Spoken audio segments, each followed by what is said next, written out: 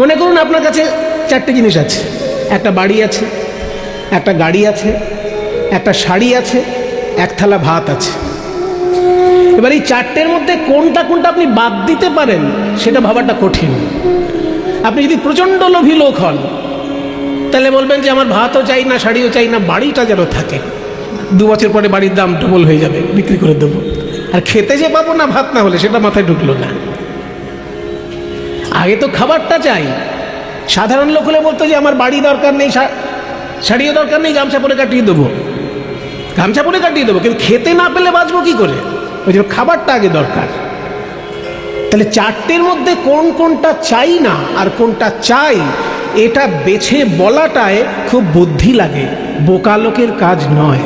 যে কোনটা কোনটা চাই না এটা বলার ক্ষমতা দরকার হয় এবং বুদ্ধি লাগে, সেটা সবার হয় না। তাই মহাপ্রভু শিখিয়ে দিচ্ছেন আমাদেরকে যে কোনটা কোনটা চাই না। প্রথমেই এমন একটা জিনিস চাই না বললেন, সেটা শুনলে সকলে আপনাদের খারাপ লাগবে। না ধনং, ব্যাস। ন মানে না, আর ধনং মানে ব্যাস।